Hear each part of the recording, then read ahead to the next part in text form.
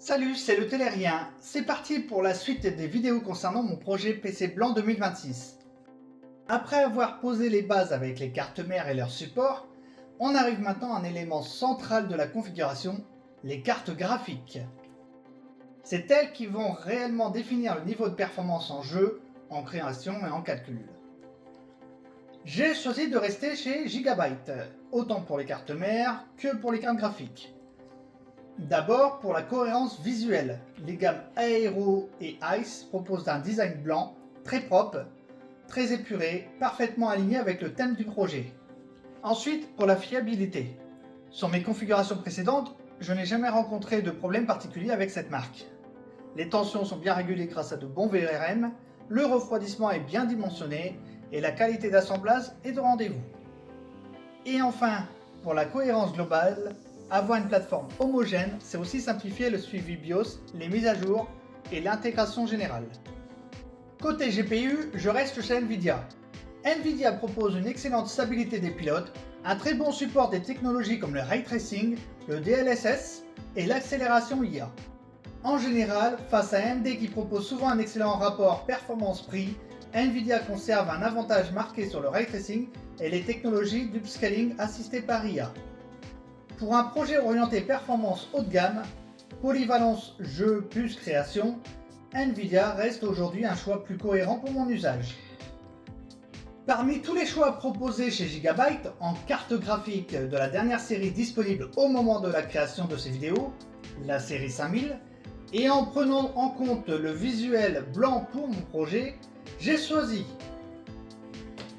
une version Nvidia RTX 5080 Aero, donc en carte graphique primaire,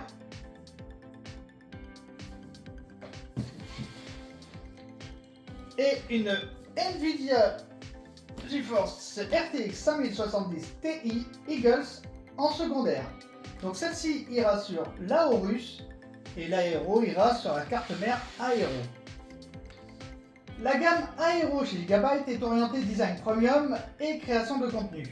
On retrouve un design blanc très travaillé, un refroidissement renforcé et souvent une finition plus soignée. Elle cible autant les joueurs que les créateurs.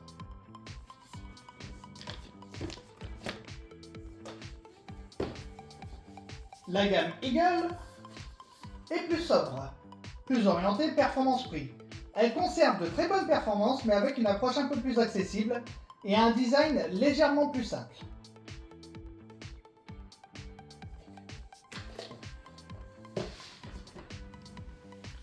Les deux cartes que j'ai choisies sont des versions OC. OC signifie Overclocked d'usine. Concrètement, cela veut dire que la fréquence des GPU est légèrement augmentée par rapport au modèle de référence pour offrir quelques pourcents de performance supplémentaires tout en restant parfaitement stable et garanti par le constructeur. Ce n'est pas un overclock manuel risqué, c'est une optimisation validée en usine. Maintenant, vous pouvez voir l'évolution générationnelle. On passe d'une GTX 1660 Ti présente sur mon H370 actuel et qui ne proposait ni Ray Tracing ni IA, à des cartes comme la RTX 5080 qui sont pensées pour la 4K, le Ray Tracing avancé et les charges de création lourdes. La RTX 5070 Ti se positionne déjà comme une carte extrêmement solide pour de la 4K confortable. La 5080, elle, vise clairement le très haut de gamme.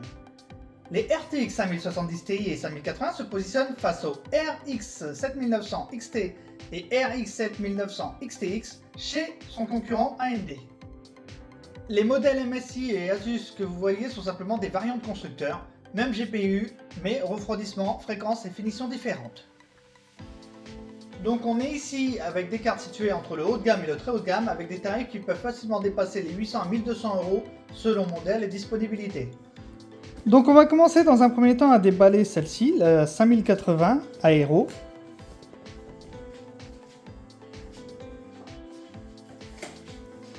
Et ensuite nous allons déballer celle-ci, la 5070 Ti Eagles.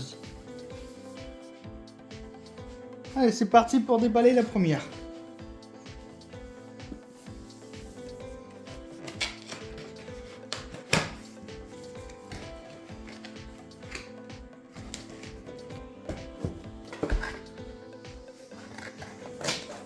Ah putain, j'ai déchiré la boîte. Ah, c'est pas bien ça.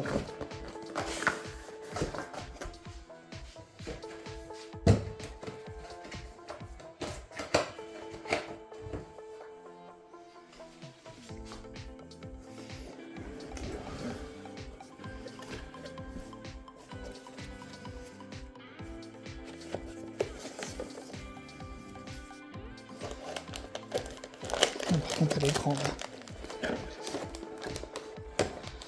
Elle est vachement grande. Il y a quoi comme éléments? J'ai une ferraille là, une ferraille comme ça. Je suis en train de regarder ce qu'il y a. Des câbles d'alimentation.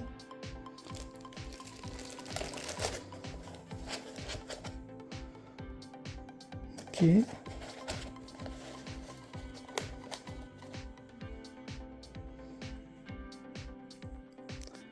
Il y a des choses, je sais pas ce que c'est, donc il va falloir que je regarde. Et les fixations, ok, elles sont blanches, c'est génial. Donc pour l'instant, on va la poser. On va poser ça sur la table à côté.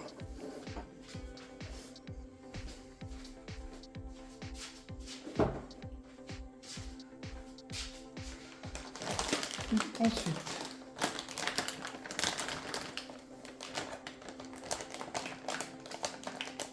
alors c'est tout neuf, hein. Les cartes graphiques ont été achetées neuves.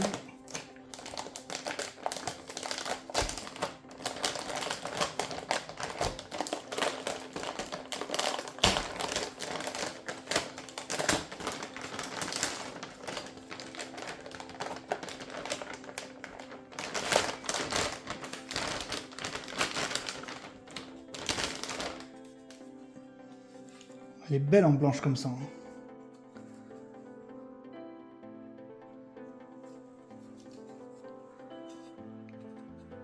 On a tout ça de visible, ça fait beau.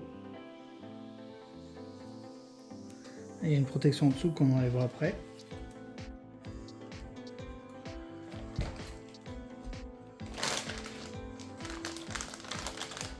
Ah, le scotch colle bien. Voilà.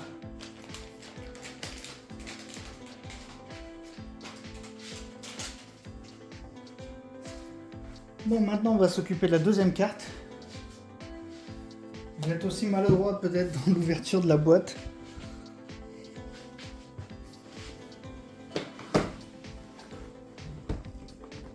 J'espère pas la déchirer cette fois, ça serait bien. Ah, j'arrive pas, hein. C'est phénoménal ça. Je suis pas un professionnel de l'ouverture des boîtes. Voilà.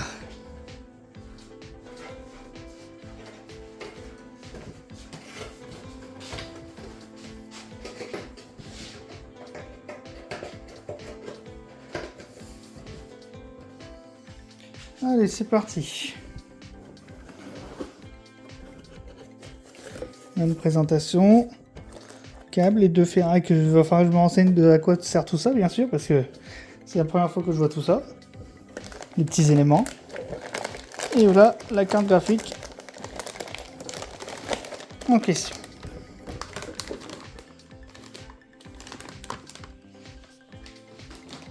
On va enlever la boîte. On regardera plus tard ce qu'il y a dedans en détail.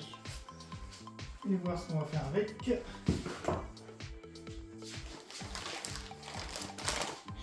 Et là maintenant, on va ouvrir la carte.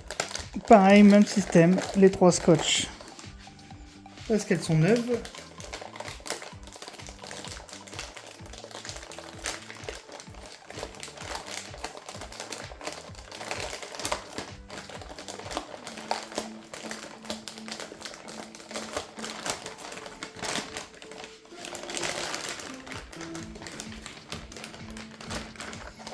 Alors, si vous avez des gants, c'est bien des petits gants en latex ou en...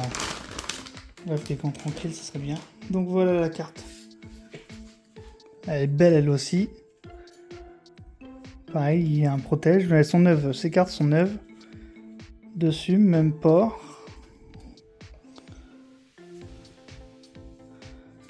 Elles sont vraiment belles.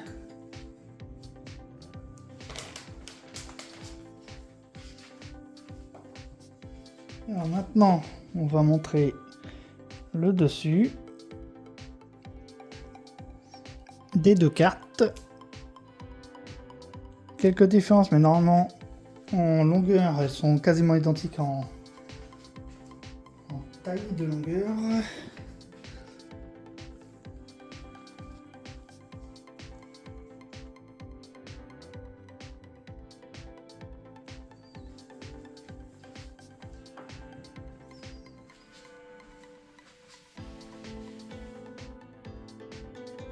Elles sont quasiment pareilles.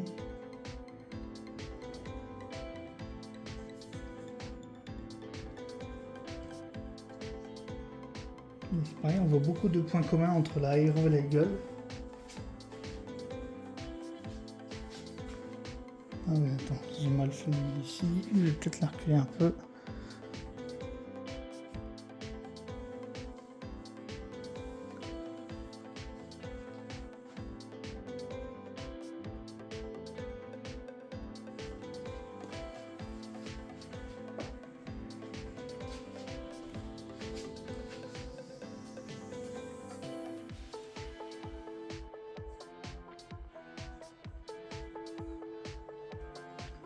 J'ai confiance pour faire ça, hein. Donc 1, 2, 3.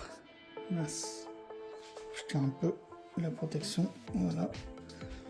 Donc du coup, 3 ports DisplayPort ici. Et à chaque fois, un port HDMI sur chacune des deux cartes. Donc de ce côté-là sont quasiment identiques. Je pense pas qu'il y ait quelque chose à voir de ce côté-là. Non, pas spécialement. Mais elles sont vraiment ressemblantes. Alors que c'est deux cartes de catégories différentes. Enfin, c'est pas la même gamme. Bon, en tout cas, elle va aller là. Elle va aller là. Mais bon, avant, il faut que j'installe les cartes mémoire.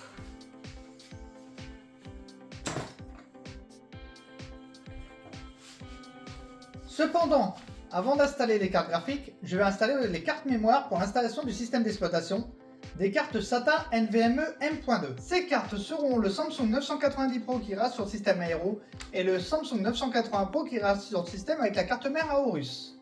Les deux cartes font chacune 2 Teraoctets, donc au moment de l'installation de Windows, il y aura 2 Teraoctets de place. Après, j'agrandirai avec d'autres cartes mémoire ensuite. D'ailleurs, les deux cartes que je vais utiliser donc, sur les cartes mères étaient présentes chacune dans un des deux systèmes actuels, le 980 Pro sur le H470 et le 980 Pro sur le H370, les deux en secondaire. Donc j'ai parlé de SATA NVMe M.2, mais j'en profite pour résumer l'évolution technologique concernant le stockage de données. Quand j'étais jeune, on utilisait des disques durs mécaniques appelés HDD, Hard Disk Drive. Les disques durs stockaient des données en binaire sur des disques tournants magnétiques appelés plateaux. Et c'était des têtes de disques durs fixées au bout de bras mécaniques qui se chargeaient d'écrire et de lire ces données binaires. Ces supports sont très fragiles à cause des éléments mécaniques. Le protocole de communication était ATA et le connecteur utilisé à l'époque était IDE, un port parallèle de 40 ou 80 fils généralement, appelé aussi PATA. Il existait plusieurs formats, plusieurs tailles. La plus utilisée était 3 pouces 5, suivie du 2 pouces 5, et la vitesse de lecture et d'écriture était de 12 à 260 mégaoctets par seconde. Ensuite sont arrivés les SSD SATA. Ce stockage, au début, avait quasiment la même apparence extérieure qu'un disque dur, mais le système de stockage se faisait sur des puces de mémoire flash. Il n'y a plus d'éléments mécaniques et donc ne craignez plus les chocs. Les temps d'accès pour lire et écrire des données sont donc beaucoup plus rapides que sur les disques durs. La connectique était donc un port série, appelé SATA, et la vitesse de lecture ne dépassait pas 600 mégaoctets par seconde, ce qui est quand même largement plus que sur les disques durs mécaniques. Aujourd'hui, les SSD sont aussi en NVMe et utilisent les ports M.2 directement connectés au PCI Express sur les cartes mères. On passe alors de 600 mégaoctets par seconde à jusqu'à 7 gigaoctets par seconde, voire même 12 gigaoctets par seconde sur les générations les plus récentes. Et donc, au fil des décennies, on est passé d'un système mécanique lent et fragile à un stockage entièrement électronique ultra rapide. C'est cette technologie, SSD SATA NVMe M.2 PCIe, que j'utilise depuis le passage de mes derniers ordinateurs HP au système actuel H370 et H470. Donc pour les cartes mémoire, j'ai choisi la marque Samsung. C'est un des leaders historiques du SSD haut de gamme et une marque réputée pour la fiabilité et les performances de ses SSD. J'ai choisi des versions Pro.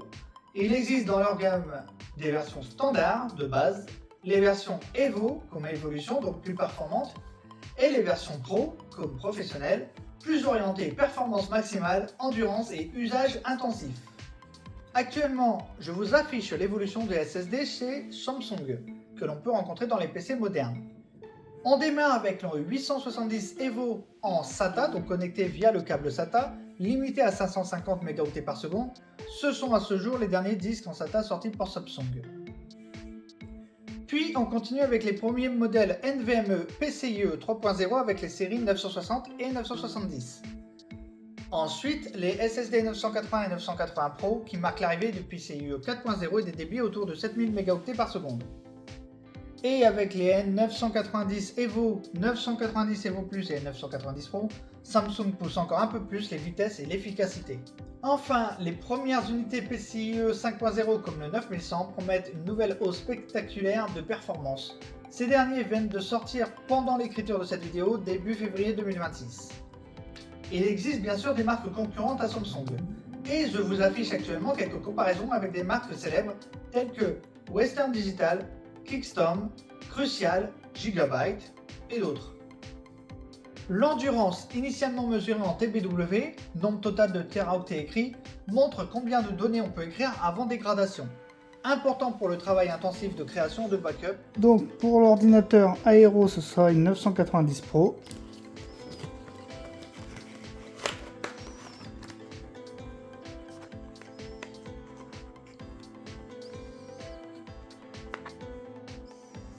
Voilà, ça sera pour Aero ici.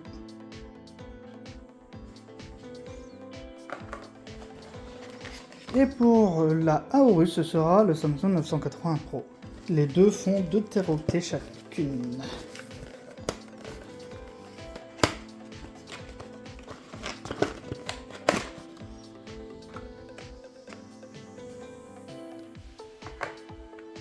Alors oui, je tiens depuis tout à l'heure le tournevis qui va me permettre de les fixer.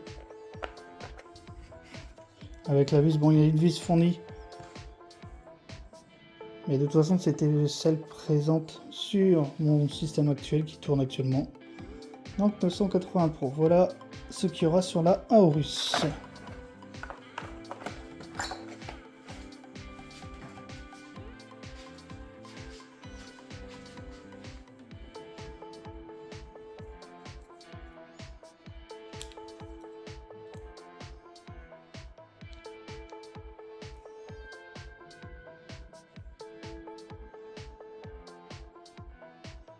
J'espère que ça se voit bien.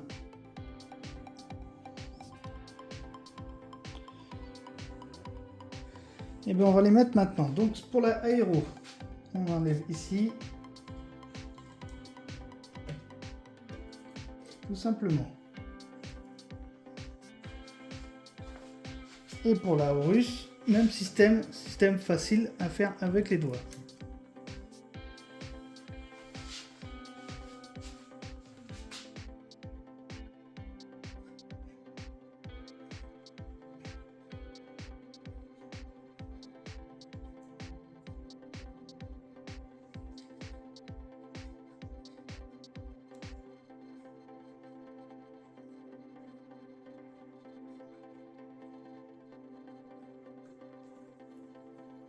Voilà, j'enlève juste les protections. Comme ça sera en contact directement avec le dissipateur. Je vais faire la même chose pour l'autre côté.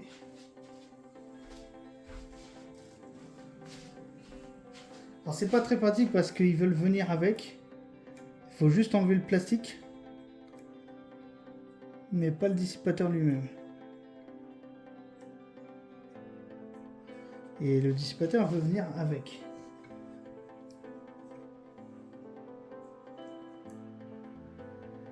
Et moi je ne veux que le plastique. Voilà.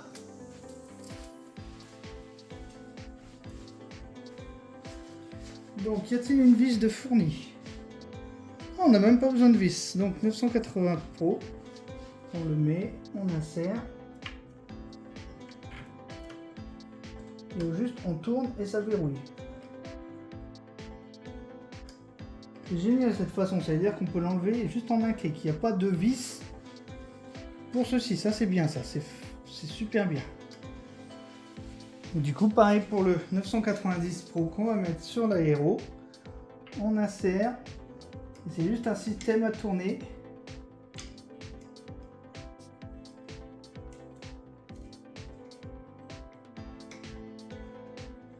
Je l'insère bien. Voilà. C'est bon.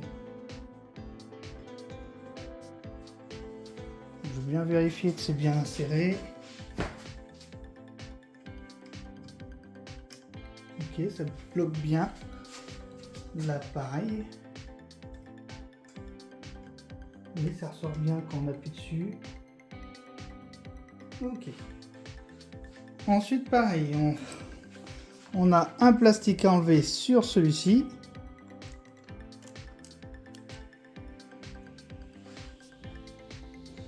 Donc c'est pour le dissipateur thermique, donc pour réguler la température parce que c'est un élément qui chauffe. Donc du coup on insère et on appuie et on verrouille. Le disque est installé. Alors c'est pas un disque mais c'est une façon de parler, c'est vrai que carte mémoire est installée.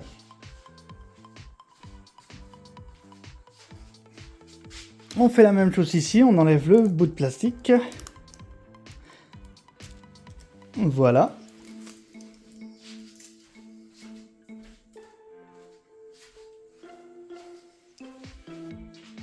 Et on insère.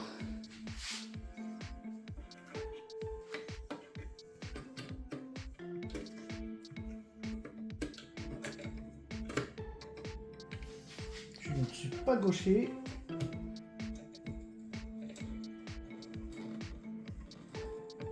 Bon bah c'est bon, il est mis. Ouais, il est mis correctement, bien enclenché. Oui, c'est bon. Donc lui, il est mis aussi. C'est au tour des cartes graphiques. Donc, on va pouvoir mettre la carte graphique aéro. Mais avant, je vais enlever les plastiques de protection.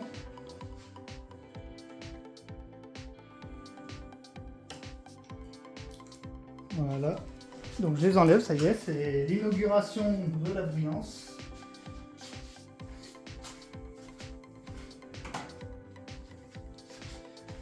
Allez, on positionne la carte maintenant.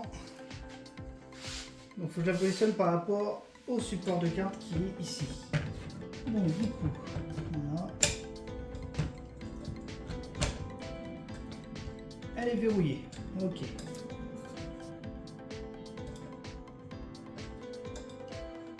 Donc celle-là c'est bon. Pour l'instant, elle n'est pas fixée avec des vis.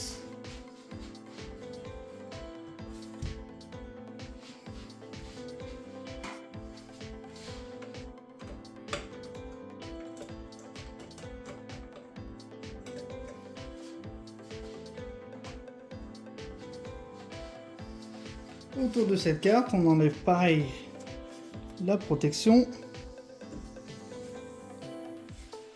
et on la met. Bon, là par contre, je suis obligé d'aller de ce côté-là, ce qui est problématique. Il faut que je la mette où il faut, lui. Voilà.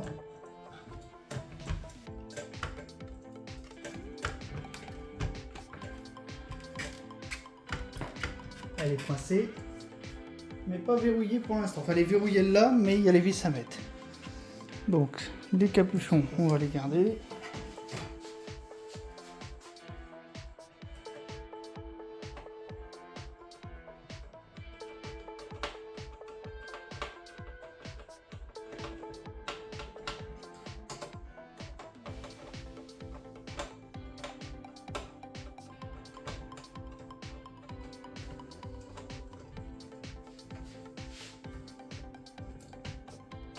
Alors, je suis pas gaucher, mais là la table me gêne un peu pour fixer.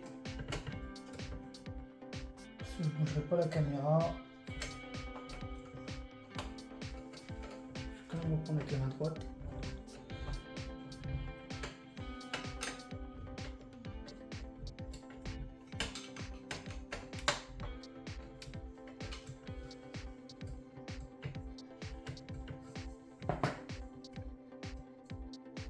Voilà, et maintenant je peux fixer les deux vis là pour de bon.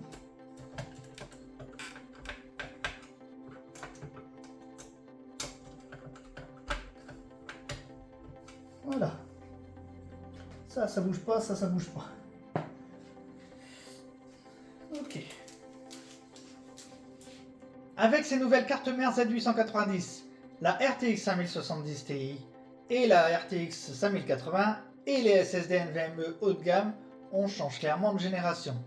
On passe d'une configuration solide mais vieillissante à une plateforme moderne pensée pour la 4K, la création et l'avenir.